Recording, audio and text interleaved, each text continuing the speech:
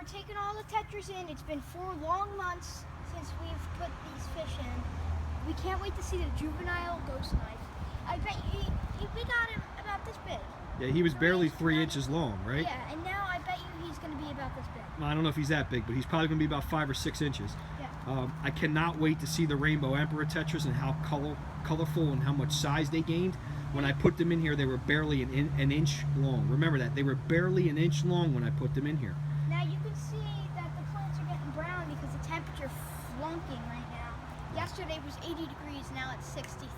I mean, So 69. yeah, so it's about 66 degrees out right now, but the water temperature is 76.1, and that's because of the Eheim 300-watt heater I have going on in this pond that always back me up when the temperatures changed at night. So this has been 4 months that the tetras and the Corys have been in this setup outdoors, and we're breaking it down and bringing those guys indoors.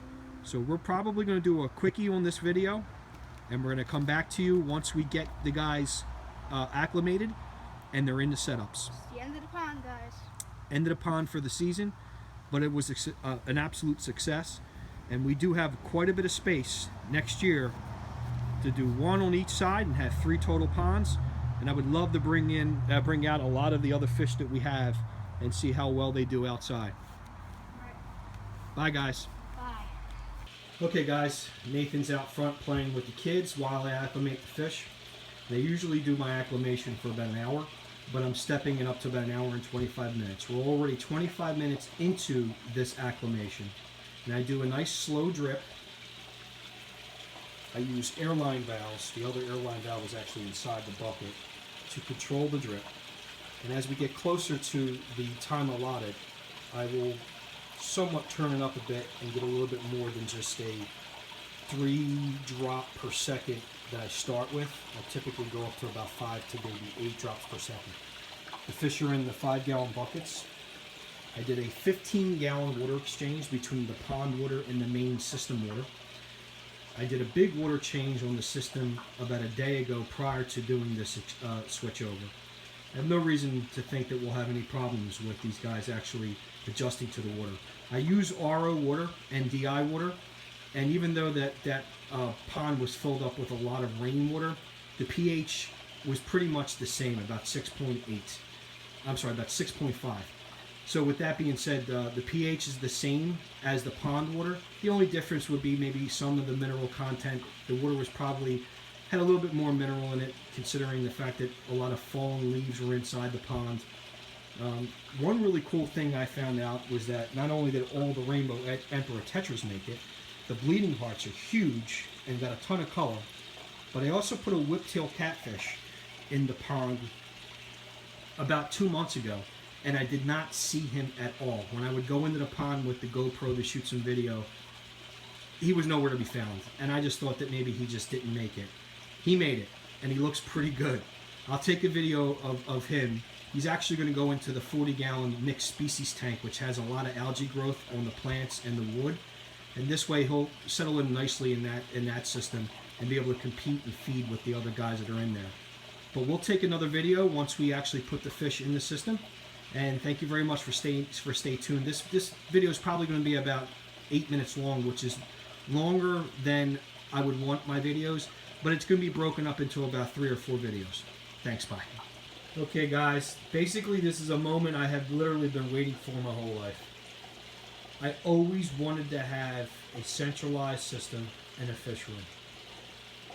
And Nathan and I are well on our way to doing just that. Excuse my mess of a desk. Right there in the left-hand corner, that will be our beta rack with 1-gallon jugs to individually maintain some of our beta species so we could do more selective breeding. That is the Chinese mountain stream setup that I am so proud of. That's the first setup that Nathan and I did together, and one of the coolest tanks in my eyes I have. Pretty low tech. Plants do most of the work. The different groups of wild beta fish that Nathan and I maintain. We've talked about these guys the past couple days. And now we have my new tetra rack. In the top row we have Rainbow Emperor tetras. And in the 33 down below, we have wild caught bleeding heart tetras and a different mixed Cory cats I have, reticulated Corys, and unfortunately my brain's a little fried from all this work because we literally just broke down the pond like we discussed in the prior 2 videos. So the bottom row, as I mentioned, we have the bleeding heart tetras. And those guys have actually really, they grew in the pond. They really flourished outdoors. I have exactly the amount that I put in. I did have 1 or 2 jumpers until I realized I was going to have to put a mesh gate around the pond. But after the 2 jumpers, they actually flourished all summer. The Rainbow Emperor tetras, on the other hand, I started with 25 and I have 15. I also think that a big portion of that has to go to the black ghost knife that I have. Probably ate some of the smaller Le Courtier. Knowing that next time I put these guys in the pond, it'll just be tetras and Corys and no ghost knife. I didn't have a place for the ghost knife at the time, so I put him in the pond, and he actually got really big, really fast. He must have gained 2 inches over the 4 months that he was in that pond.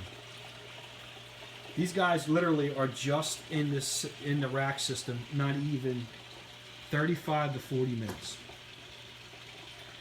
So with that being said, I'm going to post this video up, and I hope you guys like what we're doing. I'll keep you pretty much up to date on any of our breeding that we do with the Rainbow Emperor tetras and the bleeding hearts, the Corys later on down the line. You know you'll see plenty of videos from Nathan and I.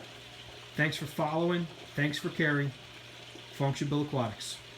Peace.